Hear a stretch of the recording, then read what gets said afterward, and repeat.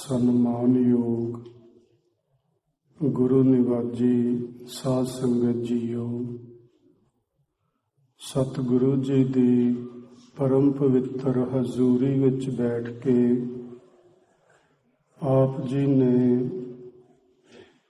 ਗੁਰਬਾਣੀ ਕੀਰਤਨ ਸਰਵਨ ਕੀਤੇ ਹਨ। ਆਓ ਹੁਣ ਆਪਣੀਆਂ ਮਨੋਬਿਰਤੀਆਂ ਗੁਰਮਤਿ ਦੀ ਵਿਚਾਰਧਾਰਾ ਨਾਲ ਜੋੜੀਏ। ਆਪ ਜੀ ਜਾਣਦੇ ਹੀ ਹੋ ਕਿ ਆਪਾਂ ਪਿਛਲੇ ਕੁਝ ਦਿਨਾਂ ਤੋਂ ਆਨੰਦ ਕਾਰਜ ਦੇ ਸੰਬੰਧ ਵਿੱਚ ਵਿਚਾਰ ਕਰਦੇ ਆ ਰਹੇ ਹਾਂ। ਅੱਜ ਆਪਾਂ ਆਨੰਦ ਕਾਰਜ ਦੇ ਸੰਬੰਧ ਵਿੱਚ ਜੋ ਲਾਵਾਂ ਦਾ ਪਾਠ ਕੀਤਾ ਜਾਂਦਾ ਹੈ, ਉਸ ਦੀ ਪ੍ਰਾਰੰਭਤਾ ਕਰਨੀ ਹੈ। ਸੋ ਇਹ ਪਾਠ ਪ੍ਰਾਰੰਭ ਕਰਨ ਤੋਂ ਪਹਿਲਾਂ ਮੈਂ ਇੱਕ ਦੋ ਬਚਨ ਆਪ ਜੀ ਦੇ ਨਾਲ ਕਰਨਾ ਚਾਹਾਂਗਾ ਕਿ ਇਹ ਜੋ ਪਾਠ ਸ਼੍ਰੀ ਗੁਰੂ ਰਾਮਦਾਸ ਮਹਾਰਾਜ ਜੀ ਨੇ ਲਿਖਿਆ ਹੈ ਜਾਂ ਉਚਾਰਿਆ ਹੈ, ਇਹ ਰਾਗ ਸੂਹੀ ਅੰਦਰ ਇੱਕ ਛੰਤ ਹੈ। ਛੰਤ ਅਸੀਂ ਆਖਦੇ ਹਾਂ ਇੱਕ ਕਿਸਮ, ਰਾਗ ਦੀ ਜਾਂ ਬੰਦਸ਼ ਦੀ ਇੱਕ ਕਿਸਮ ਨੂੰ ਛੰਤ ਆਖਿਆ ਜਾਂਦਾ ਹੈ, ਜਿਵੇਂ ਸ਼ਬਦ, ਸ਼ਲੋਕ, ਪੌੜੀਆਂ, ਅਸ਼ਟਪਦੀਆਂ ਇਤਿਆਦਿਕ। ਇਸੇ ਹੀ ਤਰ੍ਹਾਂ ਛੰਤ ਵੀ ਰਾਗ ਦੇ ਕਾਵਿ ਦੀ ਇੱਕ ਕਿਸਮ ਹੈ। ਅਸੀਂ ਇਸ ਨੂੰ ਲਾਵਾਂ ਦਾ ਪਾਠ ਇਸ ਲਈ ਆਖ ਦਿੰਦੇ ਹਾਂ ਕਿਉਂਕਿ ਇਹ 4 ਬੰਦ ਨੇ ਇਸ ਛੰਤ ਦੇ, ਤੇ 4 ਹੀ ਬੰਦਾਂ ਵਿੱਚ ਸ਼ਬਦ ਲਾਮ ਆਉਂਦਾ ਹੈ। ਹਰ ਪਹਿਲੜੀ ਲਾਮ, ਹਰ ਦੂਜੜੀ ਲਾਮ ਇਤਿਆਦਿਕ। ਇਸ ਲਈ ਆਪਾਂ ਇਸ ਨੂੰ ਲਾਵਾਂ ਦਾ ਪਾਠ ਆਖ ਦਿੰਦੇ ਹਾਂ। ਇਹ ਜੋ ਪਾਠ ਹੈ ਸ਼੍ਰੀ ਗੁਰੂ ਗ੍ਰੰਥ ਸਾਹਿਬ ਜੀ ਦੇ ਅੰਕ ਨੰਬਰ 773 ਅਤੇ 774 ਤੇ ਸੁਭਾਇਮਾਨ ਹੈ। ਮੈਂ ਤੇ ਇਸ ਤਰ੍ਹਾਂ ਹੀ ਆਖਣਾ ਚਾਹਾਂਗਾ ਕਿ ਇਸ ਬਾਣੀ ਦਾ ਪਾਠ ਆਪਾਂ ਨੂੰ ਸਾਰਿਆਂ ਨੂੰ ਆਪ ਕਰਨਾ ਚਾਹੀਦਾ ਹੈ ਔਰ ਇਸ ਦੇ ਅਰਥ ਭਾਵ ਸਮਝਣੇ ਚਾਹੀਦੇ ਨੇ। ਸਾਡੇ ਗ੍ਰਸਥ ਧਰਮ ਦੇ ਵਿੱਚ, ਇਸ ਪਰਿਵਾਰ ਦੇ ਵਿੱਚ, ਸਮਾਜ ਦੇ ਵਿੱਚ ਰਹਿੰਦੇ ਹਾਂ ਅਸੀਂ ਕਿਸ ਤਰ੍ਹਾਂ ਪਰਮਾਤਮਾ ਨਾਲ ਆਪਣਾ ਸੰਬੰਧ ਜੋੜ ਸਕਦੇ ਹਾਂ, ਇਸ ਬਾਣੀ ਵਿੱਚ ਗੁਰੂ ਜੀ ਨੇ ਬਾਖੂਬੀ ਸਾਨੂੰ ਦਰਸਾਇਆ ਹੈ। ਇਹ ਬਾਣੀ ਸਤਿਗੁਰੂ ਗੁਰੂ ਰਾਮਦਾਸ ਪਾਤਸ਼ਾਹ ਜੀ ਨੇ ਕੋਈ ਲੜਕੀ ਲੜਕੇ ਦੇ ਵਿਆਹ ਕਰਨ ਵਾਸਤੇ ਨਹੀਂ ਸੀ ਉਚਾਰੀ। ਇਸ ਬਾਣੀ ਦੇ ਅੰਦਰ ਜਗਿਆਸੂ ਦੀਆਂ 4 ਆਤਮਿਕ ਅਵਸਥਾਵਾਂ ਦਾ ਜ਼ਿਕਰ ਕੀਤਾ ਗਿਆ ਹੈ ਔਰ ਇਸ ਤਰ੍ਹਾਂ ਸਮਝਾਇਆ ਗਿਆ ਕਿ ਜਿਹੜਾ ਵੀ ਮਨੁੱਖ ਇਸ ਪਰਿਵਾਰ ਵਿੱਚ ਰਹਿੰਦਿਆਂ ਨਿਰੰਕਾਰ ਨੂੰ ਮਿਲਣਾ ਚਾਹੇ, ਉਹ ਇਸ ਬਾਣੀ ਨੂੰ ਸਮਝ ਕੇ ਜੇ ਇਹਦੇ ਤੇ ਅਮਲ ਕਰੇ ਤੇ ਸਹਿਜ ਸੁਭਾਏ ਹੀ ਉਸ ਦਾ ਜੋ ਸੰਬੰਧ ਹੈ ਉਹ ਪਰਮ ਪਿਤਾ ਪਰਮਾਤਮਾ ਨਾਲ ਜੁੜ ਸਕਦਾ ਹੈ। ਔਰ ਜੋ ਮੈਂ ਆਖਿਆ ਕਿ ਬਾਣੀ ਲੜਕੀ ਲੜਕੇ ਦੇ ਵਿਆਹ ਲਈ ਨਹੀਂ ਉਚਾਰੀ ਗਈ, ਇਸੇ ਹੀ ਬਾਣੀ ਵਿੱਚੋਂ ਇੱਕ ਪ੍ਰਮਾਣ ਆਪ ਜੀ ਦੇ ਸਾਹਮਣੇ ਰੱਖਣਾ ਚਾਹਾਂਗਾ ਜੋ ਸਤਿਗੁਰੂ ਜੀ ਨੇ ਇਸ ਪੂਰੇ ਸ਼ਬਦ ਦੀ ਅਖੀਰਲੀ ਪੰਕਤੀ ਵਿੱਚ ਲਿਖਿਆ ਹੈ। ਅਖੀਰਲੀ ਪੰਕਤੀ ਹੈ, ਜਨ ਨਾਨਕ ਬੋਲੇ ਚੌਥੀ ਲਾਵੇਂ, ਹਰ ਪਾਇਆ ਪ੍ਰਭ ਅਵਿਨਾਸ਼ੀ। ਸੋ ਇੱਥੇ ਹਰੀ ਪਰਮੇਸ਼ਵਰ ਅਵਿਨਾਸ਼ੀ ਪ੍ਰਭੂ ਨੂੰ ਪਾਉਣ ਦੀ ਗੱਲ ਹੈ, ਨਾ ਕਿ ਲੜਕੀ ਪਾਉਣ ਦੀ ਜਾਂ ਲੜਕਾ ਪਾਉਣ ਦੀ ਗੱਲ ਹੈ। ਪਰ ਫਿਰ ਵੀ ਅਸੀਂ ਇਸ ਪਵਿੱਤਰ ਅੰਮ੍ਰਿਤ ਬਾਣੀ ਨੂੰ ਲੜਕੀ ਲੜਕੇ ਦੇ ਇਸ ਸੰਜੋਗ ਦੇ ਲਈ, ਉਹਨਾਂ ਦਾ ਆਪਸੀ ਸੰਬੰਧ ਜੋੜਨ ਦੇ ਲਈ ਇਸ ਦਾ ਗਾਇਨ ਕਰਦੇ ਹਾਂ। ਸਾਡੀ ਮਰਿਆਦਾ ਆਖਦੀ ਏ, ਔਰ ਇਹ ਬੜੀ ਚੰਗੀ ਗੱਲ ਏ ਕਿ ਅਸੀਂ ਹੋਰ ਕੁਰੀਤੀਆਂ ਦਾ ਤਿਆਗ ਕਰਕੇ, ਜਿਵੇਂ ਲੋਕ ਅਗਨੀ ਦੇ ਦੁਆਲੇ ਫੇਰੇ ਲੈਂਦੇ ਸਨ, ਇਤਿਆਦਿ ਕਈ ਤਰ੍ਹਾਂ ਨਾਲ ਵਿਆਹ ਰਚਾਏ ਜਾਂਦੇ ਸਨ, ਸੁਅੰਬਰ ਰਚਦੇ ਸਨ। ਪਰ ਗੁਰੂ ਸਾਹਿਬ ਨੇ ਸਾਨੂੰ ਇਹ ਪਵਿੱਤਰ ਬਾਣੀ ਦਿੱਤੀ ਕਿ ਤੁਸੀਂ ਇਸ ਪਵਿੱਤਰ ਬਾਣੀ ਦੇ ਨਾਲ ਜਿੱਥੇ ਆਪਣਾ ਅਧਿਆਤਮਕ ਜੀਵਨ ਸੰਵਾਰਨਾ ਹੈ, ਉਹਦੇ ਨਾਲ ਤੁਸੀਂ ਆਪਣਾ ਸਮਾਜਿਕ ਜਾਂ ਪਰਿਵਾਰਕ ਜੀਵਨ ਵੀ ਸੁਧਾਰ ਸਕਦੇ ਹੋ, ਸੰਵਾਰ ਸਕਦੇ ਹੋ। ਸੋ ਇਸ ਬਾਣੀ ਦੇ ਅੰਦਰ ਜਿਹੜਾ ਵੀ ਮਨੁੱਖ ਅਧਿਆਤਮ ਪੰਧ ਤੇ ਤੁਰਨਾ ਚਾਹਵੇ, ਉਹਦੇ ਵਾਸਤੇ ਬੜੀਆਂ ਸੋਹਣੀਆਂ ਸੇਧਾਂ ਬਖਸ਼ੀਆਂ ਗਈਆਂ ਨੇ। ਔਰ ਰਸਤੇ ਵਿੱਚ, ਕਿਉਂਕਿ ਅਸੀਂ ਇੱਕ ਪੁਆਇੰਟ ਤੋਂ ਚੱਲਦੇ ਹਾਂ, ਦੂਜੇ ਤੇ ਪਹੁੰਚਣਾ ਹੈ, ਯਾਨੀ ਸੰਸਾਰ ਤੋਂ ਚੱਲ ਕੇ ਨਿਰੰਕਾਰ ਤੱਕ ਪਹੁੰਚਣਾ ਹੈ, ਤੇ ਇਹ ਇੱਕ ਲੰਮਾ ਰਸਤਾ ਵੀ ਹੋ ਸਕਦਾ ਹੈ ਤੇ ਇਹ ਰਸਤਾ ਛੋਟਾ ਵੀ ਹੋ ਸਕਦਾ ਹੈ। ਇਹ ਨਿਰਭਰ ਕਰਦਾ ਹੈ ਹਰ ਮਨੁੱਖ ਦੀ ਆਪਣੀ ਆਤਮਿਕ ਅਵਸਥਾ ਤੇ। ਪਰ ਇਸ ਰਸਤੇ ਵਿੱਚ ਜਦੋਂ ਅਸੀਂ ਅੱਗੇ ਤੁਰਦੇ ਹਾਂ ਤੇ ਕੁਝ ਨਾ ਕੁਝ ਸਾਨੂੰ ਵੇਖਣ ਨੂੰ ਮਿਲਦਾ ਹੈ। ਕਿਸੇ ਵੀ ਰਾਹ ਤੇ ਤੁਰੋ, ਚਾਹੇ ਤੁਹਾਨੂੰ ਬੰਜਰ ਜ਼ਮੀਨ ਹੀ ਕਿਉਂ ਨਾ ਵੇਖਣ ਨੂੰ ਮਿਲੇ, ਪਰ ਵੇਖਣ ਨੂੰ ਮਿਲੇਗਾ ਕੁਝ ਨਾ ਕੁਝ ਜ਼ਰੂਰ। ਸੋ ਇਸ ਰਸਤੇ ਤੇ ਵੀ ਜਦੋਂ ਮਨੁੱਖ ਸੁਰਤੀ ਦੇ ਮਾਰਗ ਤੇ ਚੱਲਦਾ ਹੈ, ਤੇ ਸੁਰਤੀ ਦੇ ਮਾਰਗ ਤੇ ਚੱਲਦਿਆਂ ਕੁਝ ਨਿਸ਼ਾਨੀਆਂ ਅੰਤਰ ਹੀ ਸਾਨੂੰ ਪ੍ਰਗਟ ਹੁੰਦੀਆਂ ਨੇ। ਉਹਨਾਂ ਨਿਸ਼ਾਨੀਆਂ ਦਾ ਜ਼ਿਕਰ ਕੀਤਾ ਗਿਆ ਹੈ। ਇੱਕ ਗੱਲ ਹੋਰ ਕਰਨਾ ਚਾਹਾਂਗਾ ਕਿ ਇਹ ਬਾਣੀ ਨੂੰ ਆਨੰਦ ਕਾਰਜ ਜਾਂ ਵਿਆਹ ਦੇ ਲਈ ਕਦੋਂ ਤੋਂ ਗਾਇਨ ਕਰਨਾ ਜਾਂ ਪੜ੍ਹਨਾ ਪ੍ਰਾਰੰਭ ਕੀਤਾ ਗਿਆ। ਸੰਤ ਕਿਰਪਾਲ ਸਿੰਘ ਹੋਰਾਂ ਨੇ ਇੱਕ ਛੋਟੀ ਜਿਹੀ ਉਥਾਨਕਾ, ਜਿਸ ਨੂੰ ਆਪਾਂ ਸਾਖੀ ਆਖ ਸਕਦੇ ਹਾਂ, ਲਿਖੀ ਏ। ਮੈਂ ਉਸ ਦਾ ਸੰਖੇਪ ਜਿਹਾ ਵਰਣਨ ਤੁਹਾਡੇ ਨਾਲ ਕਰਨਾ ਚਾਹਾਂਗਾ। ਉਹਨਾਂ ਨੇ ਇਸ ਤਰ੍ਹਾਂ ਹੀ ਲਿਖਿਆ ਹੋਇਆ ਹੈ ਕਿ ਕੋਈ ਇੱਕ ਸਧਾਰਨ ਵਿਅਕਤੀ, ਇੱਕ ਭਲਾ ਮਾਨਸ ਆਦਮੀ ਹੈ, ਜ਼ਿਮੀਂਦਾਰੇ ਨਾਲ ਸੰਬੰਧ ਰੱਖਦਾ ਹੈ। ਉਹਦੀ ਬੇਟੀ ਜਵਾਨ ਹੋਈ, ਉਸਨੇ ਵਿਆਹ ਕਰਨਾ ਸੀ, ਤੇ ਉਸ ਵਕਤ ਜਿਹੜਾ ਵਿਆਹ ਹੈ ਉਹ ਬ੍ਰਾਹਮਣ ਕਰਾਉਂਦਾ ਸੀ ਜ਼ਿਆਦਾਤਰ, ਤੇ ਉਹ ਵੇਦੀ ਦੇ ਦੁਆਲੇ, ਅਗਨੀ ਦੇ ਦੁਆਲੇ ਲਾਵਾਂ ਫੇਰੇ ਕਰਾਇਆ ਕਰਦਾ ਸੀ। ਉਸ ਭਲੇ ਲੋਕ ਨੇ ਬ੍ਰਾਹਮਣ ਕੋਲ ਜਾ ਕੇ ਆਪਣੀ ਫਰਿਆਦ ਰੱਖੀ ਕਿ ਪੰਡਤ ਜੀ, ਮੇਰੀ ਬੇਟੀ ਜਵਾਨ ਹੋਈ ਹੈ, ਇਸ ਦਾ ਮੈਂ ਵਿਆਹ ਰਚਾਉਣਾ ਚਾਹੁੰਦਾ, ਤੇ ਤੁਸੀਂ ਮੈਨੂੰ ਤਰੀਕ ਦੱਸੋ ਤੇ ਸਾਰਾ ਮੈਨੂੰ ਜੋ ਖਰਚਾ ਪਾਣੀ ਹੈ ਉਹ ਦੱਸੋ, ਤੇ ਅਸੀਂ ਆਪਣੀ ਪੁੱਤਰੀ ਦਾ ਵਿਆਹ ਕਰ ਸਕੀਏ। ਪੰਡਤ ਜੀ ਨੇ ਸਾਰੀ ਗੱਲਬਾਤ ਕਰਨ ਤੋਂ ਬਾਅਦ ਜੋ ਉਹਨੇ ਆਪਣਾ ਖਰਚਾ ਦੱਸਿਆ ਵਿਆਹ ਦਾ, ਉਹ ਬਹੁਤ ਜ਼ਿਆਦਾ ਸੀ। ਉਸ ਸਾਖੀ ਵਿੱਚ 50 ਰੁਪਏ ਲਿਖੇ ਨੇ। ਸੋ ਇੰਨੀ ਵੱਡੀ ਰਕਮ ਉਹ ਜ਼ਿਮੀਂਦਾਰ ਆਦਮੀ ਚੁਕਾ ਨਹੀਂ ਸੀ ਸਕਦਾ। ਉਸਨੇ ਅਰਜ਼ ਕੀਤੀ ਕਿ ਇਹ ਖਰਚਾ ਤੇ ਬਹੁਤ ਜ਼ਿਆਦਾ ਹੈ, ਇੰਨਾ ਤੇ ਖਰਚਾ ਮੈਂ ਸਾਰੇ ਵਿਆਹ ਵਿੱਚ ਵੀ ਨਹੀਂ ਕਰਨਾ। ਮੇਰੀ ਬੇਟੀ ਦਾ ਤੇ ਵਿਆਹ ਹੀ 2-4 ਰੁਪਈਆਂ ਵਿੱਚ ਹੋਣਾ ਹੈ, ਤੂੰ 50 ਰੁਪਏ ਇਕੱਲਾ ਹੀ ਮੰਗੀ ਜਾਂਦਾ ਹੈ, ਇਹ ਕਿਵੇਂ ਹੋ ਸਕਦਾ? ਇੰਨੇ ਪੈਸੇ ਮੈਂ ਕਿੱਥੋਂ ਲਿਆਵਾਂਗਾ? ਉਸਨੇ ਆਖਿਆ, ਜੇ ਦਏਗਾ ਤੇ ਕਰਵਾ ਦਿਆਂਗਾ, ਨਹੀਂ ਤੇ ਮੈਂ ਨਹੀਂ ਕਰਵਾ ਸਕਦਾ। ਉਹ ਬੜਾ ਫਿਕਰਮੰਦ ਹੋ ਕੇ ਘਰ ਨੂੰ ਵਾਪਸ ਆਇਆ ਕਿ ਮੈਂ ਸਲਾਹ ਕਰਾਂਗਾ ਵੀ ਇੰਨੀ ਵੱਡੀ ਰਕਮ ਅਸੀਂ ਤੈਨੂੰ ਦੇ ਵੀ ਸਕਦੇ ਹਾਂ ਕਿ ਨਹੀਂ। ਉਹ ਬੜਾ ਮਾਯੂਸ ਸੀ। ਆਪਣੇ ਆਂਢੀ ਗੁਆਂਢੀ ਨਾਲ ਗੱਲ ਕੀਤੀ ਵੀ ਪੰਡਤ ਜੀ ਨੇ ਇੰਨੇ ਪੈਸੇ ਮੰਗ ਲਏ ਨੇ, ਇੰਨੇ ਮੇਰੇ ਕੋਲ ਹੈ ਨਹੀਂ ਹੈ, ਤੇ ਮੇਰੀ ਜ਼ਮੀਨ ਵੇਚਿਆਂ ਵੀ ਇੰਨੇ ਨਹੀਂ ਬਣਨੇ, ਤੇ ਮੈਂ ਕੀ ਕਰਾਂ? ਇਹ ਜਿਹੜਾ ਬਚਨ ਹੈ ਨਾ, ਪੈਸੇ ਮੰਗਣ ਵਾਲਾ, ਉਸ ਵਕਤ ਬ੍ਰਾਹਮਣ ਦਾ ਜੋ ਰਵੱਈਆ ਬਣ ਚੁੱਕਿਆ ਸੀ, ਉਹ ਹਰ ਵਕਤ ਪੈਸੇ ਮੰਗਦਾ ਸੀ।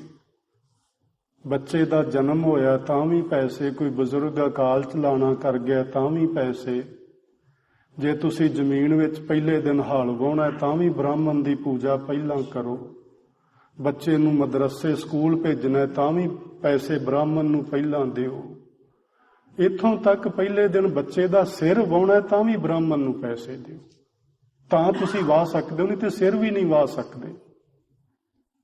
ਇਹੋ ਜਿਹੀਆਂ ਚੀਜ਼ਾਂ ਬ੍ਰਾਹਮਣ ਨੇ ਸਮਾਜ ਦੇ ਵਿੱਚ ਫੈਲਾ ਦਿੱਤੀਆਂ ਸਨ ਤੇ ਬੜੀ ਲੁੱਟ ਖਸੁੱਟ ਕਰ ਰਿਹਾ ਸੀ। ਉਸ ਗੱਲ ਨੂੰ ਗੁਰੂ ਅਮਰਦਾਸ ਮਹਾਰਾਜ ਜੀ ਨੇ ਆਪਣੀ ਬਾਣੀ ਵਿੱਚ ਲਿਖਿਆ ਹੋਇਆ ਹੈ। ਉਹਨਾਂ ਦੀ ਪਵਿੱਤਰ ਬਾਣੀ ਹੈ, ਆਸਾ ਰਾਗ ਵਿੱਚ ਇੱਕ ਪੱਟੀ ਲਿਖੀ ਹੈ ਗੁਰੂ ਅਮਰਦਾਸ ਮਹਾਰਾਜ ਜੀ ਨੇ। ਉਹਦੇ ਵਿੱਚ ਉਹਨਾਂ ਨੇ ਬਚਨ ਲਿਖੇ ਨੇ, ਸੱਸੈ ਸੰਜਮ ਗਇਓ ਮੂੜੇ, ਏਕ ਦਾਨ ਤੁਧ ਕੁਥਾਏ ਲਿਆ, ਸਾਈ ਪੁੱਤਰੀ ਜਜਮਾਨ ਕੀ ਸਾ ਤੇਰੀ, ਏਤ ਧਾਨ ਖਾਧੈ ਤੇਰਾ ਜਨਮ ਗਿਆ। ਗੁਰੂ ਅਮਰਦਾਸ ਮਹਾਰਾਜ ਜੀ ਦੇ ਪਵਿੱਤਰ ਬਚਨ ਨੇ, ਔਰ ਇਹਨਾਂ ਬਚਨਾਂ ਤੋਂ ਇਹ ਗੱਲ ਬੜੀ ਸਪਸ਼ਟ ਹੁੰਦੀ ਏ ਕਿ ਬ੍ਰਾਹਮਣ ਸਮਾਜ ਵਿੱਚ ਕਿਵੇਂ ਉਦੋਂ ਸਮਾਜ ਨੂੰ ਲੁੱਟ ਰਿਹਾ ਸੀ। ਸਤਿਗੁਰਾਂ ਆਖਿਆ ਕਿ ਮੂੜੇ ਦਾ ਮਤਲਬ ਤੇ ਮੂਰਖ ਹੀ ਹੁੰਦਾ ਹੈ।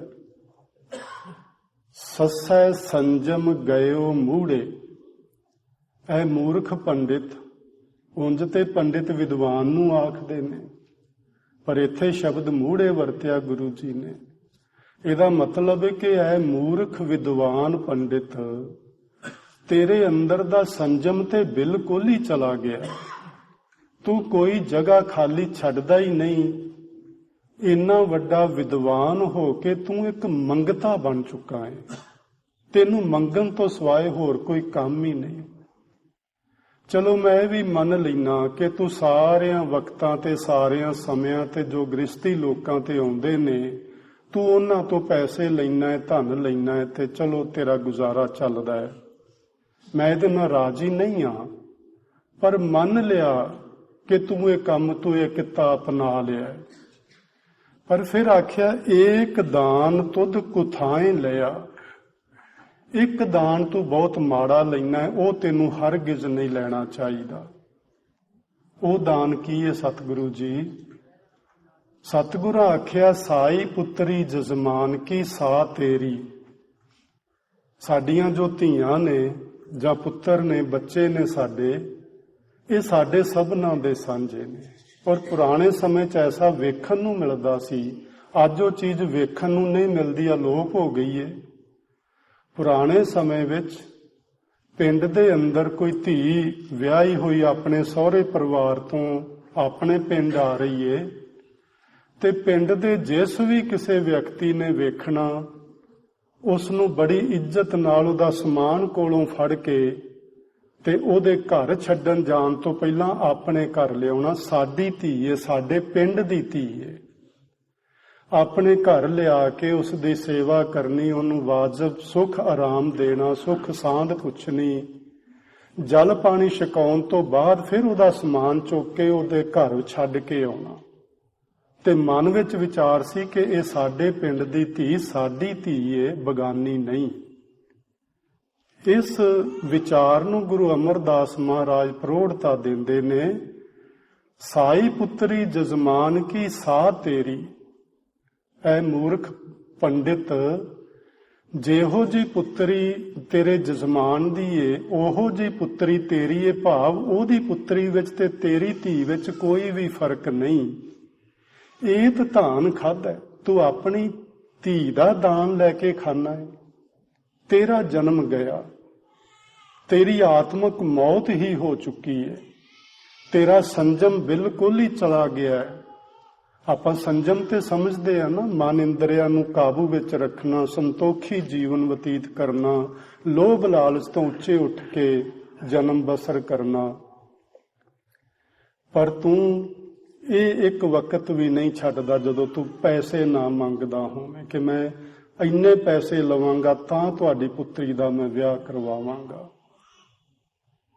ਸੋ ਇਹ ਗੱਲ ਸਪਸ਼ਟ ਹੋ ਗਈ ਗੁਰਬਾਣੀ ਵਿੱਚੋਂ ਕਿ ਉਸ ਵਕਤ ਦੇ ਬ੍ਰਾਹਮਣ ਲੋਕ ਇਸ ਢੰਗ ਦੇ ਨਾਲ ਲੋਕਾਂ ਤੋਂ ਪੈਸੇ ਲਿਆ ਕਰਦੇ ਸਨ।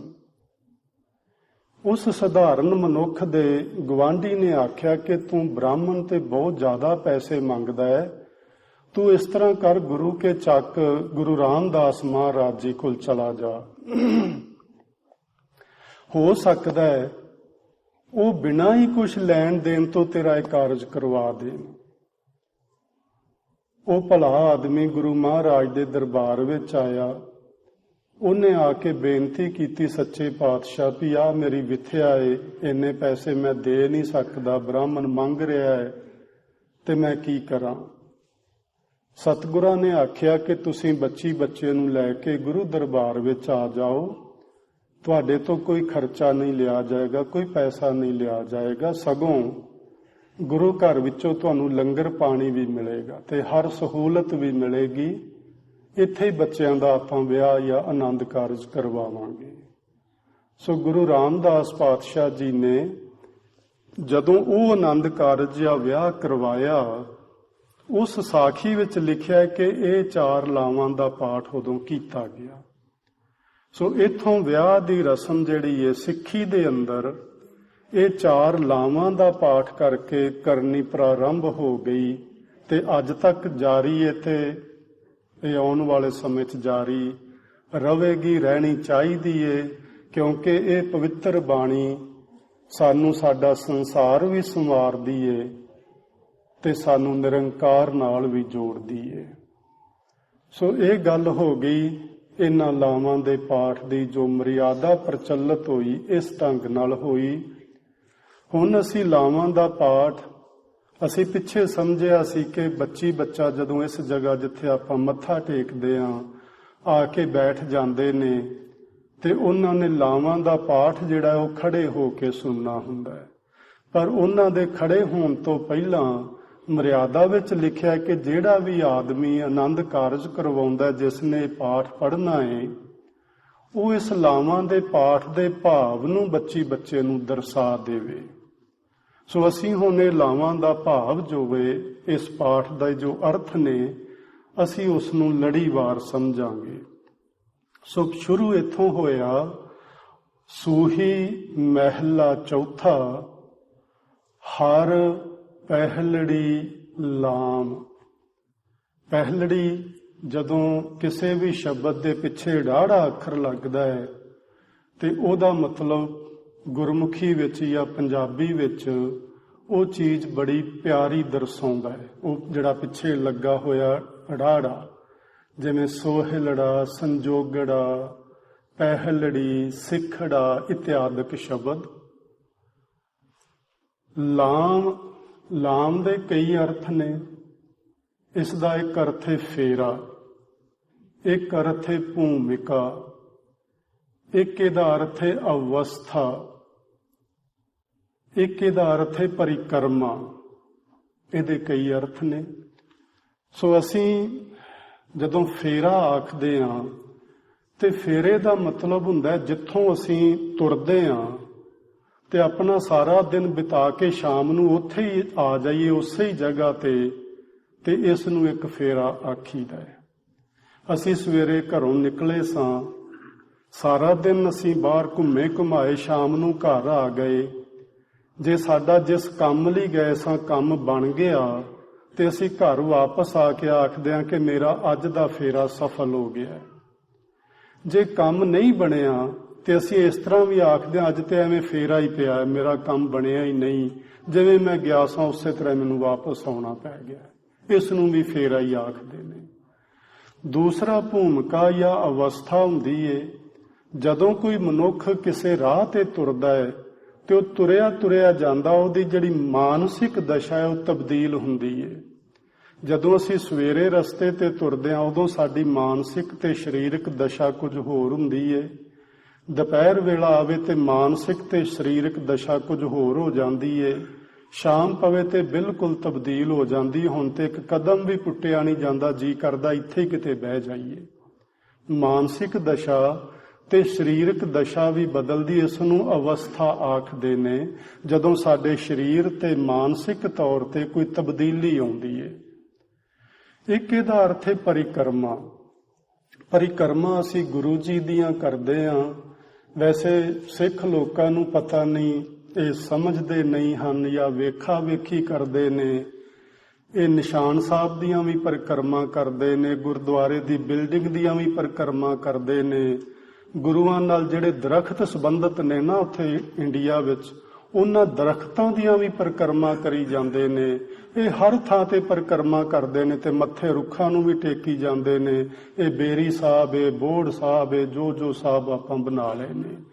ਇਸ ਤਰ੍ਹਾਂ ਕੁਝ ਨਹੀਂ ਹੁੰਦਾ। ਸਿੱਖ ਲੋਕਾਂ ਨੂੰ ਸਮਝਣਾ ਚਾਹੀਦਾ ਹੈ, ਕੇਵਲ ਤੇ ਕੇਵਲ ਗੁਰੂ ਸਾਹਿਬ ਨੇ ਜਿਨ੍ਹਾਂ ਵਾਸਤੇ ਇਹ 3-4 ਚੀਜ਼ਾਂ ਰਾਖਵੀਆਂ ਨੇ। ਇਹ ਚੀਜ਼ਾਂ ਕਿਸੇ ਹੋਰ ਲਈ ਵਰਤੀਆਂ ਹੀ ਨਹੀਂ ਜਾ ਸਕਦੀਆਂ। ਕਿਹੜੀਆਂ ਕਿਹੜੀਆਂ ਭਲਾ? ਉੱਚਾ ਸਿੰਘਾਸਨ ਦਰਬਾਰ ਸਾਹਿਬ ਦੇ ਅੰਦਰ, ਇਹ ਗੁਰੂ ਜੀ ਲਈ ਰਾਖਵਾਂ ਹੈ। ਕਿਸੇ ਬੱਚੀ ਲਈ ਕੋਈ ਸਿੰਘਾਸਨ, ਕਿਸੇ ਆਪਣੇ ਮਹਾਂਪੁਰਸ਼ ਲਈ, ਕਿਸੇ ਵੱਡੇ ਅਹੁਦੇਦਾਰ ਲਈ ਕੋਈ ਉਚੇਚਾ ਸਿੰਘਾਸਨ ਦਰਬਾਰ ਹਾਲ ਵਿੱਚ ਨਹੀਂ ਲਗਾਇਆ ਜਾ ਸਕਦਾ। ਚੰਦੋਆ ਸ੍ਰੀ ਗੁਰੂ ਗ੍ਰੰਥ ਸਾਹਿਬ ਜੀ ਲਈ ਰਾਖਵਾਂ ਹੈ, ਕਿਸੇ ਮਨੁੱਖ ਦੇ ਸਿਰ ਤੇ ਨਹੀਂ ਝੁਲਾਇਆ ਜਾ ਸਕਦਾ।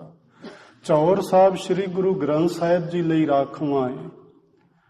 ਤੁਸੀਂ ਪਤਾ ਨਹੀਂ ਜਾਣਦੇ ਹੋ ਕਿ ਨਹੀਂ, ਮੈਂ ਬੜਾ ਹੈਰਾਨ ਹੋਇਆ ਇੱਕ ਦਿਨ ਜਦੋਂ ਇਸੇ ਜਗ੍ਹਾ ਤੇ ਮੈਂ ਸਾਂ। ਇੱਥੇ ਇੱਕ ਪ੍ਰਾਣੀ ਅਕਾਲ ਚਲਾਣਾ ਕਰ ਗਿਆ ਤੇ ਉਹਦੀ ਸਰੀਰ ਨੂੰ ਲੈ ਕੇ ਜਾਣਾ ਸੀ ਤੇ ਉਹ ਲੋਕ ਨਾ ਉਸ ਮ੍ਰਿਤਕ ਸਰੀਰ ਨੂੰ ਗੁਰਦੁਆਰੇ ਲੈ ਕੇ ਆਏ ਤੇ ਮੈਨੂੰ ਪੁੱਛਦੇ ਨੇ ਕਿ ਅਸੀਂ ਕੀ ਇਸ ਮ੍ਰਿਤਕ ਸਰੀਰ ਨੂੰ ਅੰਦਰ ਲਿਆ ਸਕਦੇ ਹਾਂ? ਮੈਂ ਕਾਹਦੇ ਵਾਸਤੇ? ਕਹਿੰਦੇ ਮੱਥਾ ਟਿਕਾਉਣਾ ਹੈ। ਤੁਸੀਂ ਸਿਆਣੇ ਸਾਰੇ ਬੈਠੇ ਹੋ ਕਿ ਮ੍ਰਿਤਕ ਸਰੀਰ ਅਜੇ ਮੱਥਾ ਟੇਕਣ ਦੇ ਕਾਬਿਲ ਹੈ? ਮੈਂ ਉਹਨਾਂ ਨੂੰ ਇਹ ਗੱਲ ਆਖੀ, ਮੈਂ ਕਿਹਾ ਜੇ ਮੱਥਾ ਟੇਕ ਸਕਦਾ ਹੈ ਜੇ, ਫਿਰ ਆਪਾਂ ਇਹਨੂੰ ਸ਼ਮਸ਼ਾਨ ਭੂਮੀ ਵਿੱਚ, ਫਿਊਨਰਲ ਹੋਮ ਵਿੱਚ ਕਿਉਂ ਲਿਜਾਣਾ ਹੈ? ਫਿਰ ਆਪਾਂ ਇਹਨੂੰ ਘਰ ਹੀ ਕਿਉਂ ਨਹੀਂ ਲੈ ਜਾਂਦੇ? ਜੇ ਅਜੇ ਮੱਥਾ ਟੇਕਣ ਦੇ ਯੋਗ ਹੈ, ਚਲੋ ਉਹਨਾਂ ਨੂੰ ਗੱਲ ਸਮਝ ਆ ਗਈ ਵੀ ਮੱਥਾ ਟੇਕਣ ਦੇ ਯੋਗ ਤਾਂ ਹੁਣ ਇਹ ਸਰੀਰ ਨਹੀਂ ਰਿਹਾ ਤੇ ਅਸੀਂ ਬਾਹਰੋਂ ਹੀ ਵਾਪਸ ਮੁੜ ਜਾਂਦੇ ਹਾਂ। ਪਰ ਇੱਕ ਕੰਮ ਕਰੋ, ਸਾਨੂੰ ਚੌਰ ਸਾਹਿਬ ਦੇ ਦਿਓ। ਮੈਂ ਕਿਹਾ ਚੌਰ ਸਾਹਿਬ ਦਾ ਤੁਸੀਂ ਕੀ ਕਰਨਾ ਹੈ? ਕਹਿੰਦੇ ਨੇ ਜਾਂਦੀ ਵਾਰੀ ਉਹਦੇ ਸੀਸ ਤੇ ਚੁਲਾਵਾਂਗੇ। ਉਹਨਾਂ ਨੂੰ ਮੈਂ ਫਿਰ ਇਹ ਵੀ ਗੱਲ ਸਮਝਾਈ ਕਿ ਭਲਿਓ ਜਿਹੜਾ ਚੌਰ ਸਾਹਿਬ ਹੈ ਨਾ, ਇਹ ਸਿੱਖੀ ਦੇ ਅੰਦਰ ਕੇਵਲ ਤੇ ਕੇਵਲ ਸ੍ਰੀ ਗੁਰੂ ਗ੍ਰੰਥ ਸਾਹਿਬ ਜੀ ਲਈ ਰਾਖਵਾਂ ਹੈ।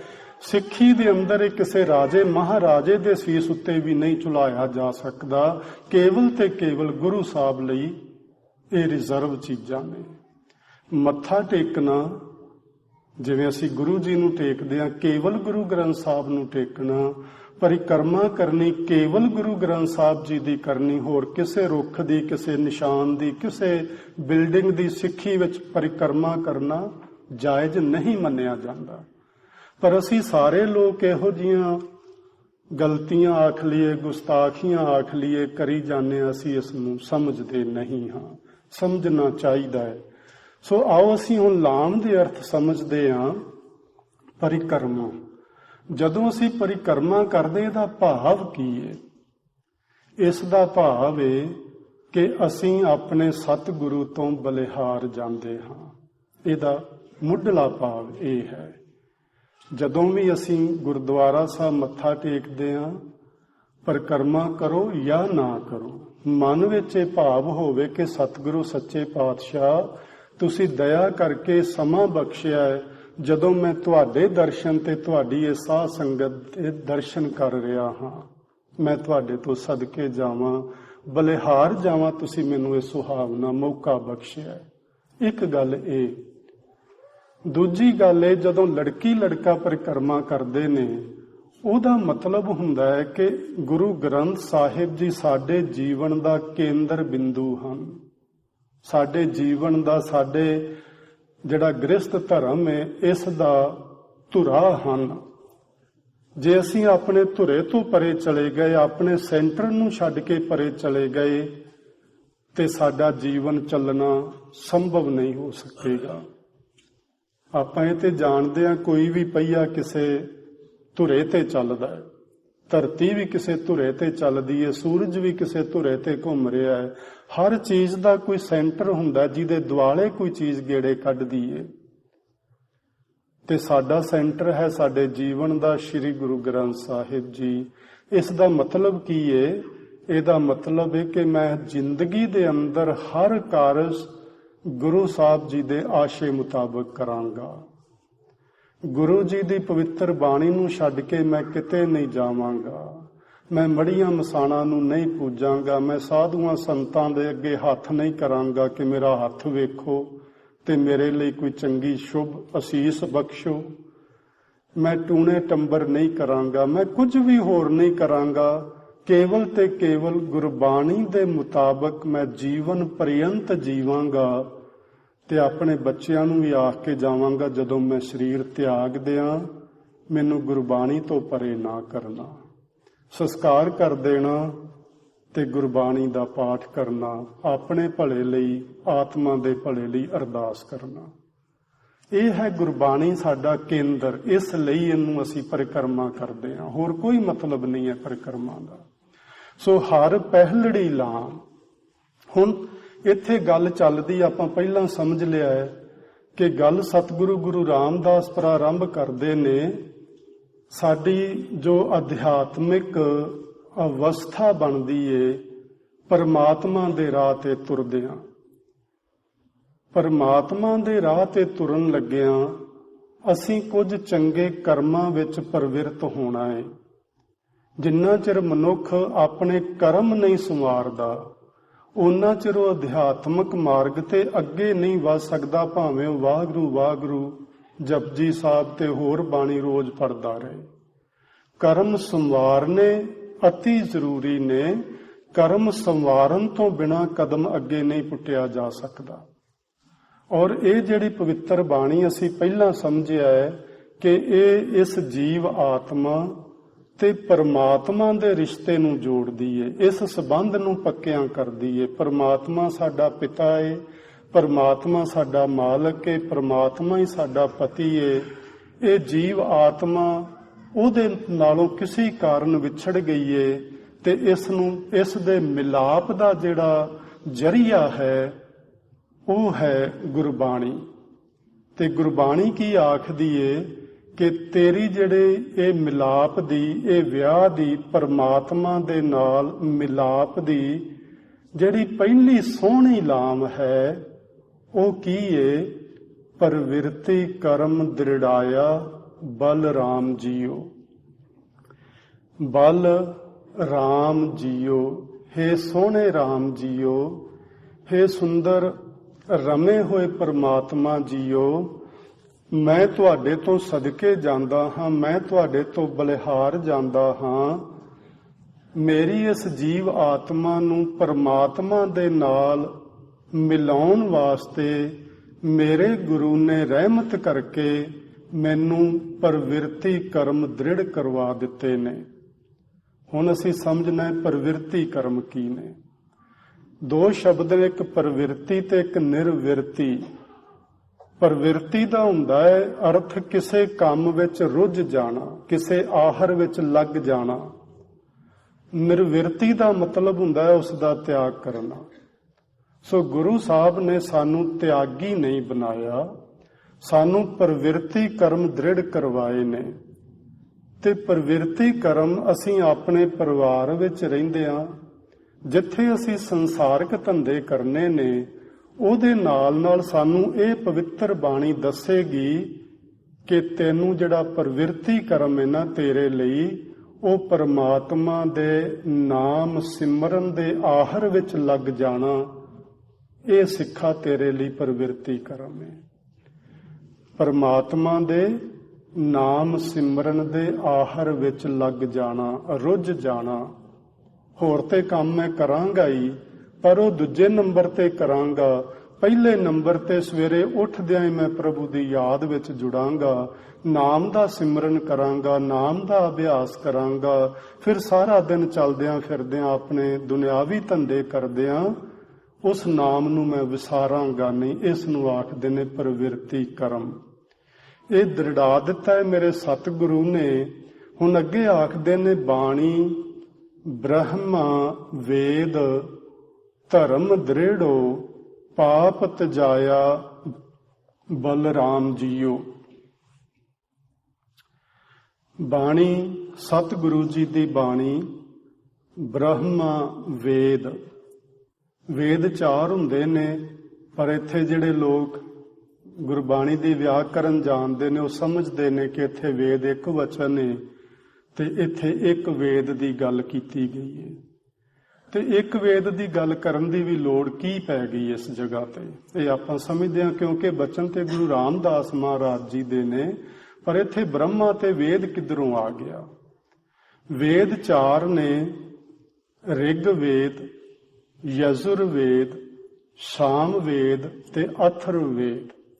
ਇੱਥੇ 4 ਵੇਦਾਂ ਦੀ ਗੱਲ ਨਹੀਂ ਕੀਤੀ ਗਈ, ਇੱਥੇ ਇੱਕ ਵੇਦ ਦੀ ਗੱਲ ਕੀਤੀ ਗਈ। ਤੇ ਇਸ ਜਗ੍ਹਾ ਤੇ ਵੇਦ ਦਾ ਅਰਥ ਹੈ ਗਿਆਨ। ਜਿਵੇਂ ਹਿੰਦੂ ਮਤ ਦੇ ਅੰਦਰ ਸ਼ਿਵ ਨੂੰ ਲੰਮੀ ਸਮਾਧੀ ਵਾਲਾ ਮੰਨਿਆ ਜਾਂਦਾ ਹੈ ਕਿ ਸ਼ਿਵ ਦੇ ਬਰਾਬਰ ਹੋਰ ਕੋਈ ਲੰਮਾ ਸਮਾਂ ਸਮਾਧੀ ਸਥਿਤ ਨਹੀਂ ਰਹਿ ਸਕਦਾ, ਤੇ ਬ੍ਰਹਮਾ ਜਿਹਾ ਹੋਰ ਕਿਸੇ ਨੂੰ ਗਿਆਨ ਨਹੀਂ। ਹਿੰਦੂ ਮਤ, ਹਿੰਦੂ ਇਤਿਹਾਸ ਵਿੱਚ ਇਸ ਤਰ੍ਹਾਂ ਮੰਨਿਆ ਜਾਂਦਾ ਹੈ। ਉੱਥੇ ਇਹ ਗੱਲ ਮੰਨੀ ਜਾਂਦੀ ਹੈ ਕਿ ਵੇਦਾਂ ਦੇ ਗਿਆਤਾ, ਵੇਦਾਂ ਨੂੰ ਪੜ੍ਹਨ ਵਾਲੇ ਵਿਦਵਾਨ ਪੰਡਿਤ ਬਹੁਤ ਹੋਏ ਨੇ। ਕਿਸੇ ਨੇ ਇੱਕ ਵੇਦ ਦਾ ਅਧਿਐਨ ਕੀਤਾ, ਕਿਸੇ ਨੇ 2 ਦਾ ਕੀਤਾ, ਕਿਸੇ ਨੇ 3 ਦਾ ਕੀਤਾ, ਕਿਸੇ ਨੇ 4 ਦਾ ਕੀਤਾ। ਸੋ ਇੱਕ 2 ਵੇਦ ਪੜ੍ਹਨ ਵਾਲੇ ਬੇਅੰਤ ਗਿਆਨੀ ਜਨ ਸਾਨੂੰ ਮਿਲ ਜਾਂਦੇ ਨੇ। ਪਰ ਬ੍ਰਹਮਾ ਇੱਕ ਇਹੋ ਜਿਹੀ ਸ਼ਖਸੀਅਤ ਦਰਸਾਈ ਗਈ ਉਹਨਾਂ ਦੇ ਇਤਿਹਾਸ ਦੇ ਅੰਦਰ, ਜਿਸ ਨੂੰ 4 ਵੇਦ ਜ਼ੁਬਾਨੀ ਕੰਠ ਸਨ ਔਰ ਇਹ 4 ਵੇਦਾਂ ਦਾ ਵਕਤਾ ਜਾਂ ਗਿਆਤਾ ਸੀ।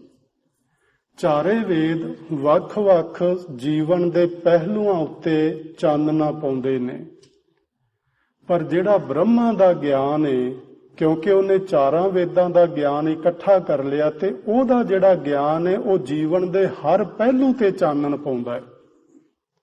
ਸੋ ਇੱਥੇ ਬ੍ਰਹਮਾ ਦਾ ਗਿਆਨ ਉਹ ਕੀ ਹੈ ਸਾਡੇ ਲਈ? ਬਾਣੀ। ਇਹਦਾ ਮਤਲਬ ਇਹ ਹੋਇਆ ਕਿ ਸਿੱਖ ਵਾਸਤੇ ਸਭ ਤੋਂ ਸ਼੍ਰੋਮਣੀ ਗਿਆਨ, ਜਿਵੇਂ ਹਿੰਦੂ ਧਰਮ ਵਿੱਚ ਬ੍ਰਹਮਾ ਦੇ ਗਿਆਨ ਨੂੰ ਸ਼੍ਰੋਮਣੀ ਗਿਆਨ ਮੰਨਿਆ ਜਾਂਦਾ ਹੈ, ਸਿੱਖੀ ਦੇ ਅੰਦਰ ਗੁਰਮਤਿ ਦੇ ਗਿਆਨ ਨੂੰ, ਗੁਰੂ ਦੀ ਪਵਿੱਤਰ ਬਾਣੀ ਨੂੰ, ਕਿਉਂਕਿ ਇਹ ਬਾਣੀ ਅਕਾਲ ਕੋਲੋਂ ਆਈ ਹੈ, ਜੈਸੀ ਮੈਂ ਆਵੇ ਖਸਮ ਕੀ ਬਾਣੀ, ਇਸ ਨੂੰ ਸ਼੍ਰੋਮਣੀ ਮੰਨਿਆ ਜਾਂਦਾ। ਇਸ ਲਈ ਇੱਥੇ ਬ੍ਰਹਮਾ ਵੇਦ ਦਾ ਜ਼ਿਕਰ ਕੀਤਾ ਗਿਆ ਹੈ। ਬਾਣੀ ਸਾਡੇ ਲਈ ਬ੍ਰਹਮਾ ਦਾ ਗਿਆਨ ਕੀ ਹੈ? ਗੁਰੂ ਦੀ ਅੰਮ੍ਰਿਤ ਬਾਣੀ। ਅੰਮ੍ਰਿਤ ਬਾਣੀ ਸਾਨੂੰ ਕੀ ਕਹਿ ਰਹੀ ਹੈ? ਧਰਮ ਦ੍ਰਿੜੋ, ਧਰਮ ਨੂੰ ਪੱਕਿਆਂ ਕਰੋ। ਅਸੀਂ ਪਿੱਛੇ ਜੇ ਨਾ ਇੱਕ ਦਿਨ ਗੱਲ ਕਰਦੇ, ਸੰਸਾਰ ਕੁਤਾਵਲੀ ਇੱਕ ਛੋਟਾ ਜਿਹਾ ਗ੍ਰੰਥ ਹੈ, ਕਿਤਾਬ ਹੈ, ਉਹਦੇ ਵਿੱਚ ਧਰਮ ਦੇ 10 ਅੰਗ ਲਿਖੇ ਹੋਏ ਨੇ। 10 ਚੀਜ਼ਾਂ ਕਿਹੜੀਆਂ-ਕਿਹੜੀਆਂ, ਜੇ ਸਾਡੇ ਵਿੱਚ ਕਿਹੜੇ-ਕਿਹੜੇ ਗੁਣ ਨੇ ਜੋ ਸਾਡੇ ਵਿੱਚ ਆ ਜਾਣ ਤੇ ਅਸੀਂ ਧਰਮੀ ਮਨੁੱਖ ਬਣ ਜਾਂਦੇ ਆ। ਉਹ ਗੁਣ ਨਾ ਆਉਣ ਤੇ ਬਾਣਾ ਪਾ ਕੇ, ਕੋਈ ਕਿਸੇ ਤਰ੍ਹਾਂ ਦਾ ਭੇਸ ਬਣਾ ਕੇ ਕੋਈ ਮਨੁੱਖ ਧਰਮੀ ਨਹੀਂ ਬਣ ਸਕਦਾ।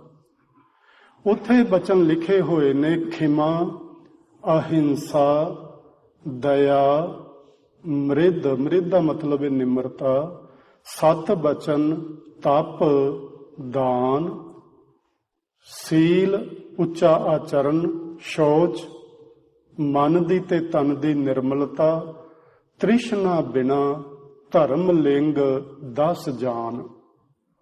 ਇਹ ਧਰਮ ਦੇ 10 ਨਿਸ਼ਾਨੀਆਂ ਨੇ, 10 ਗੁਣ ਨੇ। ਤੇ ਸਿੱਖੀ ਦੇ ਅੰਦਰ ਧਰਮ ਜਦੋਂ ਦ੍ਰਿੜ ਕਰਾਉਂਦੇ ਨੇ ਸਤਿਗੁਰੂ, ਤੇ ਆਪਾਂ ਅਗਲੀਆਂ ਪੰਕਤੀਆਂ ਵਿੱਚ ਵੇਖਾਂਗੇ ਕਿ ਉਹ ਧਰਮ ਕੀ ਹੈ। ਇੱਥੇ ਅਸੀਂ ਇੰਨਾ ਸਮਝਦੇ ਹਾਂ ਕਿ ਇਸ ਧਰਮ ਨੂੰ ਦ੍ਰਿੜ ਕਰਨਾ ਹੈ, ਪਰ ਬਾਣੀ ਦੀ ਰਾਹੀਂ ਕਰਨਾ ਹੈ। ਜਦੋਂ ਅਸੀਂ ਸਤਿਗੁਰੂ ਦਾ ਬਖਸ਼ਿਆ ਹੋਇਆ ਇਹ ਗਿਆਨ ਆਪਣੇ ਜੀਵਨ ਵਿੱਚ ਦ੍ਰਿੜ ਕਰ ਲਵਾਂਗੇ, ਪੱਕਾ ਕਰ ਲਵਾਂਗੇ, ਤਾਂ ਪਾਪ ਤਜਾਇਆ ਬਲਰਾਮ ਜੀਓ। ਉਹ ਅਕਾਲ ਪੁਰਖ ਵਾਹਿਗੁਰੂ, ਜਿਸ ਨੂੰ ਇੱਥੇ ਸੰਬੋਧਨ ਰੂਪ ਵਿੱਚ ਰੱਖਿਆ ਗਿਆ, ਹੈ ਅਕਾਲ ਪੁਰਖ ਵਾਹਿਗੁਰੂ, ਮੈਂ ਤੇਰੇ ਤੋਂ ਬਲਿਹਾਰ ਜਾਵਾਂ, ਕਿਉਂਕਿ ਤੇਰੀ ਕਿਰਪਾ ਦਾ ਸਦਕਾ ਮੇਰੇ ਸਤਿਗੁਰੂ ਨੇ ਦਇਆ ਕਰਕੇ ਇਸ ਪਵਿੱਤਰ ਬਾਣੀ ਦੀ ਰਾਹੀਂ ਮੇਰੇ ਅੰਤਸ਼ਕਰਨ ਵਿੱਚ ਧਰਮ ਨੂੰ ਦ੍ਰਿੜ ਕਰਵਾ ਦਿੱਤਾ ਹੈ, ਧਰਮ ਨੂੰ ਪੱਕਿਆਂ ਕਰਵਾ ਦਿੱਤਾ ਹੈ, ਜਿਸ ਦਾ ਸਦਕਾ ਸਾਰੇ ਪਾਪ ਚਲੇ ਗਏ ਨੇ। ਹੁਣ ਮੇਰੇ ਮਨ ਵਿੱਚ ਕੋਈ ਬੁਰਾ ਫੁਰਨਾ ਨਹੀਂ ਉੱਠਦਾ, ਮੇਰੇ ਬਚਨਾਂ ਤੋਂ ਕਿਸੇ ਦਾ ਦਿਲ ਨਹੀਂ ਦੁਖਾਇਆ ਜਾਂਦਾ। ਭਾਵ ਮੈਂ ਹੁਣ ਮੰਦੇ ਬੋਲ ਨਹੀਂ ਬੋਲਦਾ, ਕੌੜੇ ਬੋਲ ਨਹੀਂ ਬੋਲਦਾ।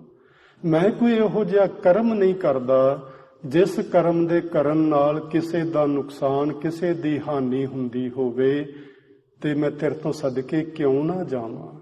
ਇਸ ਲਈ ਮੈਂ ਤੇਰੇ ਤੋਂ ਬਲਿਹਾਰ ਜਾ ਰਿਹਾ ਹਾਂ ਕਿ ਹੇ ਪਰਮ ਪਿਤਾ ਪਰਮਾਤਮਾ, ਤੇਰੀ ਕਿਰਪਾ ਦਾ ਸਦਕਾ ਮੇਰੇ ਪੂਰੇ ਸਤਿਗੁਰੂ ਨੇ ਬਾਣੀ ਦੀ ਰਾਹੀਂ ਮੇਰੇ ਅੰਦਰ ਇਹ ਨਾਮ ਰੂਪ ਧਰਮ ਦ੍ਰਿੜ ਕਰਵਾ ਦਿੱਤਾ ਹੈ ਤੇ ਪਾਪ ਚਲੇ ਗਏ ਨੇ।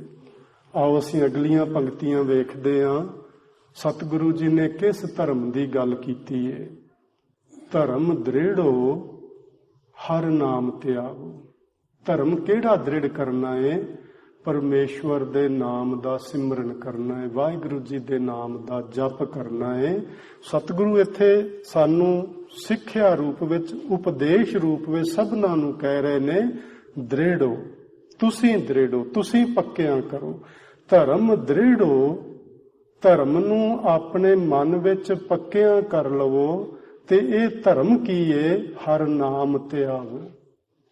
ਪਰਮੇਸ਼ਵਰ ਦੇ ਨਾਮ ਸਿਮਰਨ ਨੂੰ ਛੱਡ ਕੇ ਬਾਕੀ ਜੋ ਕੁਝ ਅਸੀਂ ਦੁਨੀਆ ਵਿੱਚ ਕਰਦੇ, ਇਸ ਨੂੰ ਧਰਮ ਨਹੀਂ ਆਖਿਆ ਜਾਂਦਾ। ਉਹ ਚੰਗੇ ਕਰਮ ਆਖੇ ਜਾ ਸਕਦੇ ਨੇ, ਕਿਸੇ ਜਥੇਬੰਦੀ ਦੇ ਸ਼ੁਭ ਗੁਣ ਬਿਆਨ ਕੀਤੇ ਜਾ ਸਕਦੇ ਨੇ, ਪਰ ਉਹ ਧਰਮ ਨਹੀਂ ਕਹਾਉਂਦਾ। ਧਰਮ ਕੇਵਲ ਤੇ ਕੇਵਲ ਪ੍ਰਭੂ ਦੇ ਨਾਲ ਆਪਣੀ ਸੁਰਤ ਨੂੰ ਜੋੜਨਾ, ਉਹਦੇ ਨਾਲ ਇੱਕ ਮਿਕਤਾ ਹਾਸਲ ਕਰਨੀ, ਇਸ ਨੂੰ ਧਰਮ ਆਖਿਆ ਜਾਂਦਾ ਹੈ। ਅੱਗੇ ਆਖਦੇ ਨੇ ਸਿਮਰਿਤ ਨਾਮ ਦ੍ਰਿੜਾਇਆ। ਪੁਰਾਣੇ ਸਮੇਂ ਵਿੱਚ ਜਦੋਂ ਵਿਆਹ ਆਦਿ ਕੀਤੇ ਜਾਂਦੇ ਸਨ ਤੇ ਵੇਦਾਂ ਵਿੱਚੋਂ ਤੇ ਸਿਮਰਤੀਆਂ ਵਿੱਚੋਂ, ਵੇਦਾਂ ਵਿੱਚੋਂ ਮੰਤਰ ਪੜ੍ਹੇ ਜਾਂਦੇ ਤੇ ਸਿਮਰਤੀਆਂ ਵਿੱਚੋਂ ਉਪਦੇਸ਼ ਦ੍ਰਿੜ ਕਰਵਾਏ ਜਾਂਦੇ। ਸਿਮਰਤੀਆਂ ਕੀ ਨੇ? ਅਸੀਂ ਉਹਨੂੰ ਵੀ ਥੋੜਾ ਜਿਹਾ ਸਮਝ ਲੈਂਦੇ ਹਾਂ। ਸਿਮਰਤੀ ਹੁੰਦਾ ਯਾਦਾਸ਼ਤ। ਮੇਰੀ ਤੇ ਸਿਮਰਤੀ ਵਿੱਚ ਹੀ ਆ ਚੀਜ਼ ਨਹੀਂ ਸੀ, ਯਾਦਾਸ਼ਤ, ਚੇਤਾ ਸ਼ਕਤੀ। ਸਿਮਰਤੀ ਇਹ ਚੇਤਾ ਸ਼ਕਤੀ, ਇਹ ਉਹ ਧਰਮ ਗ੍ਰੰਥ ਨੇ ਜਿਹੜੇ ਰਿਸ਼ੀਆਂ ਮੁਨੀਆਂ ਨੇ, ਮਹਾਂਪੁਰਸ਼ਾਂ ਨੇ ਸੁਣ ਸੁਣਾ ਕੇ ਆਪਣੀ ਸਿਮਰਤੀ ਵਿੱਚ ਬਚਨ ਯਾਦ ਕਰ ਲਏ ਸਨ। ਉਹਨਾਂ ਯਾਦ ਕੀਤੇ ਹੋਏ ਬਚਨਾਂ ਨੂੰ, ਵੇਦ ਵਾਕਾਂ ਨੂੰ ਜਦੋਂ ਉਹਨਾਂ ਨੇ ਕਿਸੇ ਕਾਗਜ਼ ਦੇ ਉੱਤੇ ਕਲਮ ਦੇ ਨਾਲ ਲਿਖ ਦਿੱਤਾ ਤੇ ਉਹ ਜਿਹੜੀਆਂ ਛੋਟੀਆਂ ਪੁਸਤਕਾਂ ਬਣੀਆਂ, ਉਹਨਾਂ ਨੂੰ ਸਿਮਰਤੀਆਂ ਆਖਿਆ ਜਾਣ ਲੱਗਾ, ਕਿਉਂਕਿ ਉਹ ਸਿਮਰਤੀ ਵਿੱਚੋਂ ਆਈਆਂ ਨੇ, ਯਾਦਾਸ਼ਤ ਵਿੱਚੋਂ ਆਈਆਂ ਨੇ।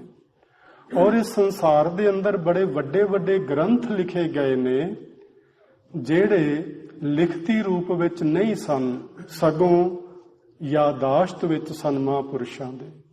ਉਹਨਾਂ ਮਹਾਂਪੁਰਸ਼ਾਂ ਨੇ ਆਪਣੀ ਯਾਦ ਵਿੱਚੋਂ ਉਹ ਸ਼ੁਭ ਬਚਨ ਲਿਖਤੀ ਰੂਪ ਵਿੱਚ ਸਾਡੇ ਸਾਹਮਣੇ ਲਿਆਂਦੇ, ਉਹ ਪਵਿੱਤਰ ਧਰਮ ਗ੍ਰੰਥ ਬਣੇ। ਔਰ ਆਪਾਂ ਇੱਕ ਗੱਲ ਸਮਝ ਸਕਦੇ ਹਾਂ, ਇਹ ਸਾਡੇ ਇਤਿਹਾਸ ਵਿੱਚ ਘਟਨਾ ਲਿਖੀ ਹੋਈ ਏ ਕਿ ਗੁਰੂ ਕਲਗੀਧਰ ਪਾਤਸ਼ਾਹ ਸ੍ਰੀ ਗੁਰੂ ਗੋਬਿੰਦ ਸਿੰਘ ਸਾਹਿਬ ਜੀ ਨੇ ਦਮਦਮਾ ਵਿਖੇ, ਸਾਬੋ ਕੀ ਤਲਵੰਡੀ ਵਿਖੇ, ਅੱਜ ਜੋ ਸਾਡੇ ਪਾਸ ਬਾਣੀ ਮੌਜੂਦ ਏ, ਰਾਗਮਾਲਾ ਉੱਤੇ ਵਾਦ ਵਿਵਾਦ, ਉਹਦੀ ਮੈਂ ਗੱਲ ਨਹੀਂ ਕਰ ਰਿਹਾ। ਉਸ ਤੋਂ ਬਿਨਾਂ ਜਿੰਨੀ ਵੀ ਪਵਿੱਤਰ ਬਾਣੀ ਸਾਡੇ ਕੋਲ ਮੌਜੂਦ ਏ, ਉਹ ਸ੍ਰੀ ਗੁਰੂ ਕਲਗੀਧਰ ਪਾਤਸ਼ਾਹ ਨੇ ਆਪਣੀ ਸਿਮਰਤੀ ਵਿੱਚੋਂ ਲਿਖਵਾਈ ਸੀ, ਆਪਣੇ ਕੰਠ ਤੋਂ ਲਿਖਵਾਈ ਸੀ, ਆਪਣੀ ਚੇਤਾ ਸ਼ਕਤੀ ਤੋਂ ਲਿਖਵਾਈ ਸੀ। ਔਰ ਇੱਕ ਵਿਦਵਾਨ ਨੇ ਐਸਾ ਵੀ ਲਿਖਿਆ ਹੈ ਕਿ ਧੰਨ ਸੀ ਮਾਂ ਗੁਜਰੀ, ਜਿਸ ਮਾਂ ਨੇ ਛੋਟੀ ਜੀ ਉਮਰ ਵਿੱਚ ਆਪਣੇ ਲਾਲ ਗੋਬਿੰਦ ਰਾਏ ਨੂੰ ਇਹ ਸਾਰੀ ਬਾਣੀ ਕੰਠ ਕਰਵਾ ਦਿੱਤੀ ਸੀ, ਲੋਰੀਆਂ ਦੇ ਦੇ ਕੇ, ਗਾ ਗਾ ਕੇ ਉਹਦੇ ਸਾਹਮਣੇ ਯਾਦ ਕਰਵਾ ਦਿੱਤੀ। ਪਰ ਗੁਰੂ ਨੂੰ ਇਸ ਤਰ੍ਹਾਂ ਜ਼ਰੂਰਤ ਨਹੀਂ ਹੁੰਦੀ। ਇਹ ਵੀ ਗੱਲ ਠੀਕ ਹੈ ਕਿ ਬੱਚੇ ਨੂੰ ਲੋਰੀਆਂ ਦਿੱਤੀਆਂ ਗਈਆਂ, ਉਹਦੀ ਸਿਮਰਤੀ ਵਿੱਚ ਬੈਠ ਗਈਆਂ, ਪਰ ਗੁਰੂ ਤੇ ਸਮਰੱਥ ਹੁੰਦਾ ਹੈ। ਉਹਨੂੰ ਯਾਦ ਕਰਵਾਇਆ ਗਿਆ ਨਹੀਂ ਕਰਵਾਇਆ ਗਿਆ, ਗੁਰੂ ਪਰਮੇਸ਼ਵਰ ਰੂਪ ਹੈ, ਪਰਮੇਸ਼ਵਰ ਗੁਰੂ ਰੂਪ ਹੈ। ਉਸ ਨੇ ਆਪਣੇ ਕੰਠ ਤੋਂ ਇਹ ਬਚਨ ਲਿਖਵਾਏ ਜੋ ਸਾਡੇ ਕੋਲ ਅੱਜ ਮੌਜੂਦ ਨੇ। ਸੋ ਇਸ ਤਰ੍ਹਾਂ ਇਹ ਸਿਮਰਤੀਆਂ ਲਿਖਵਾਈਆਂ ਗਈਆਂ। ਹੁਣ ਸਿਮਰਤੀਆਂ ਦਾ ਉਪਦੇਸ਼ ਕੀ ਹੈ? ਸਾਡੇ ਕੋਲ ਗੁਰਬਾਣੀ ਵਿੱਚ ਨਾ ਬਚਨ ਲਿਖੇ ਹੋਏ ਮਿਲਦੇ ਨੇ। ਸਿਮਰਿਤ ਵੇਦ ਪੁਰਾਨ ਪੁਕਾਰਨ ਪੋਥੀਆਂ, ਨਾਮ ਬਿਨਾ ਸਭ ਕੂੜ ਗਾਲੀ ਹੋਛੀਆਂ। ਹੋਰ ਜਿੰਨੀਆਂ ਵੀ ਗੱਲਾਂ ਨੇ, ਜਿੰਨੇ ਵੀ ਬਚਨ ਬਲਾਸ ਨੇ, ਜਿੰਨੀਆਂ ਵੀ ਸਿੱਖਿਆਵਾਂ ਨੇ, ਹੋਛੀਆਂ ਭਾਵ ਛੋਟੀਆਂ ਨੇ ਨਾਮ ਦੇ ਤੁਲ। ਨਾਮ ਸਭ ਤੋਂ ਸ਼੍ਰੋਮਣੀ ਹੈ, ਨਾਮ ਸ਼੍ਰੋਮਣ ਸਰਬ ਮੈਂ। ਨਾਮ ਸਭ ਤੋਂ ਸ਼੍ਰੋਮਣੀ ਹੈ, ਬਾਕੀ ਸਭ ਚੀਜ਼ਾਂ ਇਸ ਤੋਂ ਥੱਲੇ ਨੇ। ਔਰ ਜੋ ਕੁਝ ਵੀ ਸੰਸਾਰ ਵਿੱਚ ਪ੍ਰਗਟ ਹੋਇਆ ਹੈ ਨਾ, ਚਾਹੇ ਉਹ ਰਿਸ਼ੀ ਮੁਨੀ ਨੇ, ਚਾਹੇ ਉਹ ਗੁਰੂ ਮਹਾਰਾਜ ਨੇ, ਚਾਹੇ ਉਹ ਸੰਤ ਭਗਤ ਨੇ, ਚਾਹੇ ਧਰਮ ਗ੍ਰੰਥ ਨੇ, ਚਾਹੇ ਗੁਰੂ ਗ੍ਰੰਥ ਸਾਹਿਬ ਜੀ ਨੇ, ਇਹ ਸਭ ਕੁਝ ਨਾਮ ਤੋਂ ਹੀ ਪ੍ਰਗਟ ਹੋਇਆ ਹੈ। ਸੋ ਨਾਮ ਸਭ ਤੋਂ ਸ਼੍ਰੋਮਣੀ ਹੈ, ਉਸ ਤੋਂ ਥੱਲੇ ਫਿਰ ਸਾਰੀਆਂ ਬਾਕੀ ਚੀਜ਼ਾਂ ਨੇ। ਸਿਮਰਤੀਆਂ ਦਾ ਉਪਦੇਸ਼ ਕੀ ਹੈ? ਸਿਮਰਿਤ ਨਾਮ ਦ੍ਰਿੜਾਇਆ। ਸਾਡੇ ਵਾਸਤੇ ਸਿਮਰਤੀਆਂ ਦਾ ਉਪਦੇਸ਼ ਹੈ, ਜੋ ਸਾਡੇ ਗੁਰੂ ਨੇ ਸਾਨੂੰ ਨਾਮ ਦ੍ਰਿੜ ਕਰਵਾ ਦਿੱਤਾ ਹੈ। ਨਾਮ ਦੇ ਉੱਤੇ ਸਾਡਾ ਵਿਸ਼ਵਾਸ ਬਣਾ ਦਿੱਤਾ ਹੈ ਕਿ ਨਾਮ ਤੋਂ ਬਿਨਾ ਬਾਕੀ ਸਾਰੀਆਂ ਗੱਲਾਂ ਜਿਹੜੀਆਂ ਨੇ ਉਹ ਊਣੀਆਂ ਨੇ, ਛੋਟੀਆਂ ਨੇ। ਇਸ ਲਈ ਸਾਨੂੰ ਨਾਮ ਹੀ ਆਪਣੇ ਜੀਵਨ ਦਾ ਆਧਾਰ ਬਣਾਉਣਾ ਚਾਹੀਦਾ ਹੈ। ਇਹ ਗੁਰੂ ਦੀ ਸਿੱਖਿਆ ਹੈ ਸਾਨੂੰ। ਸਤਿਗੁਰ ਗੁਰ ਪੂਰਾ ਆਰਾਧੋ। ਸਤਿਗੁਰ ਗੁਰ ਪੂਰਾ ਆਰਾਧੋ ਦਾ ਮਤਲਬ ਕੀ ਹੈ ਕਿ ਜੋ ਗੁਰੂ ਨੇ ਸਿੱਖਿਆਵਾਂ ਦਿੱਤੀਆਂ ਨੇ ਉਹਨਾਂ ਨੂੰ ਜੀਵਨ ਵਿੱਚ ਪੂਰਨ ਤੌਰ ਤੇ ਅਪਣਾ ਲਓ। ਹੁਣ ਗੁਰੂ ਦੀ ਸਿੱਖਿਆ ਕੀ ਹੈ? ਧਰਮ ਦ੍ਰਿੜੋ। ਕਿਹੜਾ ਧਰਮ ਦ੍ਰਿੜ ਕਰੋ? ਹਰ ਨਾਮ ਤੇ ਆਵੋ, ਵਾਹਿਗੁਰੂ ਜੀ ਦੇ ਨਾਮ ਦਾ ਸਿਮਰਨ ਕਰੋ। ਸਿਮਰਤੀ ਦਾ ਸਾਨੂੰ ਉਪਦੇਸ਼ ਕੀ ਹੈ? ਨਾਮ ਦ੍ਰਿੜਾਇਆ। ਇਹੋ ਹੀ ਸਾਡੇ ਲਈ ਉਪਦੇਸ਼ ਹੈ ਜੋ ਗੁਰੂ ਨੇ ਨਾਮ ਪੱਕਾ ਕਰ ਦਿੱਤਾ ਸਾਡੇ ਹਿਰਦੇ ਵਿੱਚ। ਇਹੋ ਹੀ ਸਾਡੇ ਲਈ ਸਿਮਰਤੀ ਦਾ ਉਪਦੇਸ਼ ਹੈ। ਗੁਰੂ ਦੀ ਪਵਿੱਤਰ ਬਾਣੀ ਸਾਡੇ ਲਈ ਬ੍ਰਹਮਾ ਦਾ ਵੇਦ ਹੈ। ਇਸੇ ਹੀ ਧਰਮ ਨੂੰ ਦ੍ਰਿੜ ਕਰਨਾ ਹੈ। ਕਿਸ ਧਰਮ ਨੂੰ? ਨਾਮ ਧਰਮ। ਸਭ ਕਲ ਉਧਰੀ ਇੱਕ ਨਾਮ ਧਰਮ। ਨਾਮ ਇੱਕ ਧਰਮ ਹੈ, ਦੁਨੀਆ ਵਿੱਚ ਹੋਰ ਕੋਈ ਧਰਮ ਨਹੀਂ ਹੈ। ਇੱਕੋ ਇੱਕ ਜੇ ਧਰਮ ਹੈ ਤੇ ਉਹ ਨਾਮ ਧਰਮ ਹੈ। ਉਸੇ ਤੋਂ ਹੀ ਅਸੀਂ ਦੁਨੀਆ ਦੇ ਬਹੁ ਗਿਣਤੀ ਲੋਕ ਟੁੱਟੇ ਹੋਏ ਆ। ਬਹੁਤ ਘੱਟ ਲੋਕ ਨੇ ਜਿਹੜੇ ਇਸ ਨਾਮ ਨਾਲ ਜੁੜਦੇ ਨੇ। ਸੋ ਇਸ ਧਰਤੀ ਦੇ ਉੱਤੇ ਜਿਹੜੇ ਮਹਾਂਪੁਰਸ਼ ਹੁੰਦੇ ਨੇ ਉਹ ਨਾਮ ਦ੍ਰਿੜ ਆਪ ਕਰਦੇ ਨੇ, ਦੂਜਿਆਂ ਨੂੰ ਕਰਵਾਉਂਦੇ ਨੇ। ਔਰ ਸਭ ਕਲ ਉਧਰੀ ਇੱਕ ਨਾਮ ਧਰਮ, ਉਹ ਨਾਮ ਧਰਮ ਦਾ ਹੀ ਉਪਦੇਸ਼ ਕਰਦੇ ਨੇ। ਬਾਕੀ ਇਹ ਸਾਰੀਆਂ ਚੀਜ਼ਾਂ ਜੋ ਅਸੀਂ ਅਪਣਾਉਂਦੇ ਹਨ ਇਹ ਚੰਗੀਆਂ ਨੇ, ਮਾੜੀਆਂ ਨਹੀਂ ਹਨ। ਇਹ ਸਾਨੂੰ ਭਲੇ ਪਾਸੇ ਤੋਰਦੀਆਂ ਨੇ, ਚੰਗੇ ਰਾਹ ਵੱਲ ਜਾਣ ਦੀ ਪ੍ਰੇਰਨਾ ਕਰਦੀਆਂ ਨੇ। ਸਾਡਾ ਉੱਚਾ ਆਚਰਨ ਬਣਦਾ ਇਹਨਾਂ ਚੀਜ਼ਾਂ ਦੇ ਨਾਲ। ਇਹ ਚੰਗੀਆਂ ਚੀਜ਼ਾਂ ਨੇ। ਪਰ ਧਰਮ ਕੇਵਲ ਤੇ ਕੇਵਲ ਨਾਮ ਧਰਮ ਹੁੰਦਾ ਹੈ, ਹੋਰ ਕੋਈ ਧਰਮ ਨਹੀਂ ਹੁੰਦਾ। ਸਤਿਗੁਰ ਗੁਰ ਪੂਰਾ ਆਰਾਧੋ। ਇਹ ਭਾਈ ਉਸ ਪੂਰੇ ਗੁਰੂ ਦਾ ਆਰਾਧਨ ਕਰੋ। ਕਿਹੜੇ ਪੂਰੇ ਗੁਰੂ ਦਾ? ਜਿਸ ਪੂਰੇ ਗੁਰੂ ਨੇ ਸਾਨੂੰ ਨਾਮ ਦ੍ਰਿੜ ਕਰਵਾਇਆ ਹੈ। ਤੇ ਨਾਮ ਦਾ ਆਰਾਧਨ ਕਰਨਾ ਹੀ ਪੂਰੇ ਗੁਰੂ ਦਾ ਆਰਾਧਨ ਕਰਨਾ ਹੈ। ਸਭ ਕਿਲ ਵਿਖ ਪਾਪ ਗਵਾਇਆ। ਜਦੋਂ ਕੋਈ ਬੰਦਾ ਨਾਮ ਦਾ ਆਰਾਧਨ ਕਰੇਗਾ ਉਹ ਜਿੰਨੇ ਵੀ ਪਾਪ ਨੇ ਕਿਲ ਵਿਖ ਉਹ ਗਵਾ ਲਵੇਗਾ। ਇੱਥੋਂ ਆਪਾਂ ਗੱਲ ਅਗਲੀ ਕਥਾ ਵਿੱਚ ਸ਼ੁਰੂ ਕਰਾਂਗੇ। ਕਿਲ ਵਿਖ ਕੀ ਹੁੰਦੇ ਨੇ? ਕਿਲ ਵਿਖ ਕਿੰਨੇ ਪ੍ਰਕਾਰ ਦੇ ਹੁੰਦੇ ਨੇ? ਸਿੱਖੀ ਵਿੱਚ ਕਿੰਨੇ ਪ੍ਰਕਾਰ ਦੇ, ਦੂਜੇ ਧਰਮ ਮਤਾਂ ਵਿੱਚ ਕਿੰਨੇ ਪ੍ਰਕਾਰ ਦੇ ਮੰਨੇ ਜਾਂਦੇ ਨੇ? ਇੱਥੋਂ ਹੀ ਗੱਲ ਸ਼ੁਰੂ ਕਰਕੇ ਆਪਾਂ ਫਿਰ ਅਗਲੀ ਵਿਚਾਰ ਲੜੀਵਾਰ ਆਪਾਂ ਕਰਦੇ ਚੱਲਾਂਗੇ। ਆਪ ਸਾਰੀ ਸੰਗਤ ਸਮੇਂ ਸਿਰ ਗੁਰੂ ਚਰਨਾਂ ਵਿੱਚ ਪਹੁੰਚਣ ਦੀ ਕਿਰਪਾਲਤਾ ਕਰਿਆ ਕਰੋ ਅਤੇ ਨਾਲ ਦੀ ਨਾਲ ਜੋ ਸਾਨੂੰ ਸਤਿਗੁਰੂ ਜੀ ਪਹਿਲੀ ਲਾਮ ਵਿੱਚ ਸੰਦੇਸ਼ ਤੇ ਉਪਦੇਸ਼ ਬਖਸ਼ ਰਹੇ ਨੇ, ਮੈਂ ਤੇ ਆਖਾਂਗਾ ਜ਼ਰੂਰ ਆਪਾਂ ਅਪਣਾਈਏ। ਤੇ ਨਹੀਂ ਤੇ ਮੈਂ ਇੱਕ ਸ਼ਬਦ ਹੋਰ ਕਹਿ ਸਕਦਾ, ਜੇ ਹੋ ਸਕੇ ਤਾਂ ਸਾਨੂੰ ਇਹ ਜੀਵਨ ਵਿੱਚ ਅਪਣਾ ਲੈਣੀਆਂ ਚਾਹੀਦੀਆਂ ਨੇ ਗੱਲਾਂ। ਗੁਰੂਆਂ ਦੇ ਬਚਨ, ਨਾਮ ਨੂੰ ਦ੍ਰਿੜ ਕਰਨਾ, ਇਹੋ ਹੀ ਚੰਗਾ ਧਰਮ ਹੈ।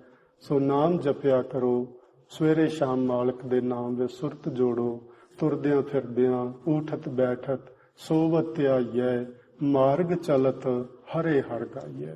ਇਸ ਤਰ੍ਹਾਂ ਕਰਨ ਨਾਲ ਸਾਡੇ ਜੀਵਨ ਦੇ ਅੰਦਰ ਜੋ ਇਸ ਜੀਵ ਆਤਮਾ ਦਾ ਤੇ ਪਰਮ ਪਿਤਾ ਪਰਮਾਤਮਾ ਦੇ ਨਾਲ ਜੋ ਸੰਬੰਧ ਗੁਰੂ ਜੀ ਇਹਨਾਂ ਲਾਵਾਂ ਵਿੱਚ ਦਰਸਾ ਰਹੇ ਨੇ, ਉਹ ਸੰਬੰਧ ਪੱਕਾ ਹੋ ਜਾਏਗਾ।